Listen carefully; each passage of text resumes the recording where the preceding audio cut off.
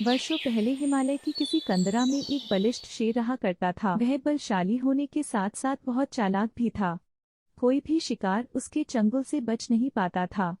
जंगल के सभी जानवर उसके पास जाने से डरते थे। एक दिन वह एक भैंसे का शिकार और भक्षण कर अपनी गुफा को लौट रहा था। तभी रास्ते में उसे एक मरियल सा सियार मिला, जिसने उसे लेटकर दंडवत प्रणाम किया। प्रणाम सरकार। शिकार से लौट रहे हैं? बहुत बड़ा शिकार किया है ऐसा लगता है। क्यों रे गीदड़, आज रास्ता कैसे भूल गया? तुझे आज कोई नहीं मिला मूर्ख बनाने को, जो आज मेरे पास आया है? पर तुम्हारी चालाकी मेरे पास नहीं चलेगी। कैसी बात करते हो सरकार? आपसे भला कोई चालाकी कर सकता है?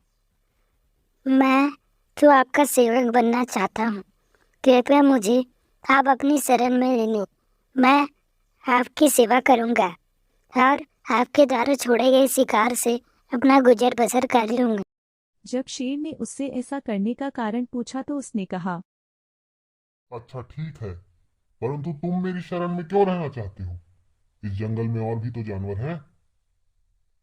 सरकार, आप जंगल के राजा हैं। आपसे बलशाली इस जंगल में दूसरा कोई नहीं। आपके साथ रहकर मैं शिकार करना सीख लूंगा सरकार।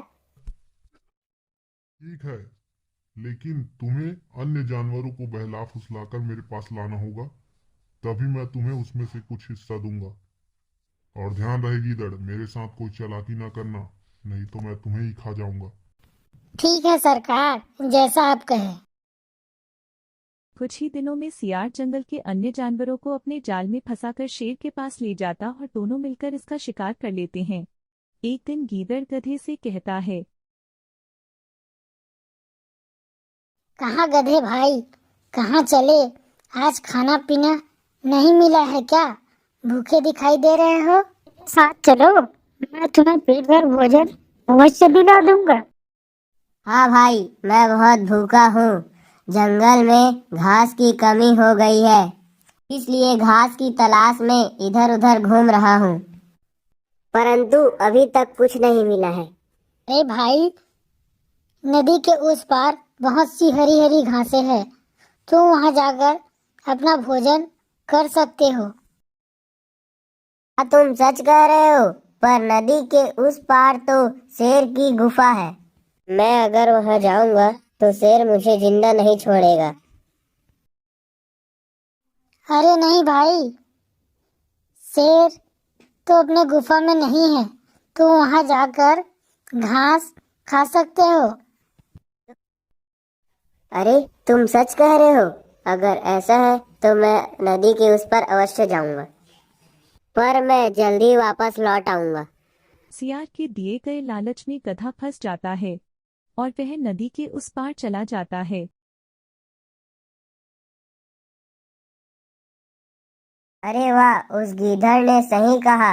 यहाँ तो बहुत सारी घास है, पेट भर खाऊंगा ताकि बहुत दिनों तक भूख ना लगे। गधे की गंध से शेर जान जाता है कि सियार ने अपना काम कर दिया है और वह गधे को अपना शिकार बना लेता है।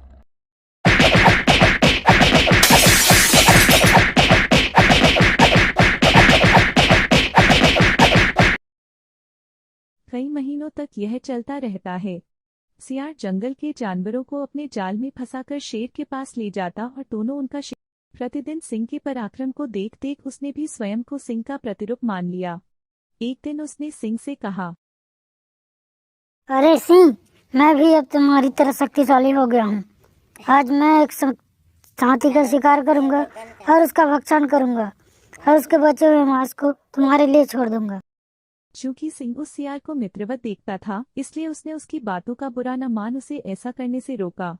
भ्रमजाल में फंसा वह दंभी सियार सिंह के परामर्श को अस्वीकार करता हुआ पहाड़ की चोटी पर जा खड़ा हुआ।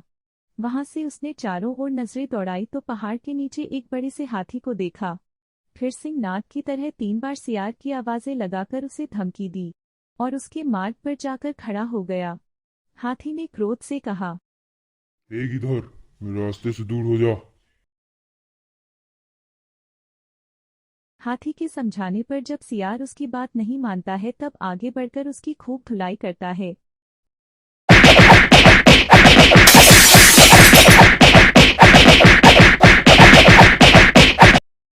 और हाथी अपनी मस्तानी चाल से अपना अगला पैर उसके सिर के ऊपर रख आगे बढ़ जाता है।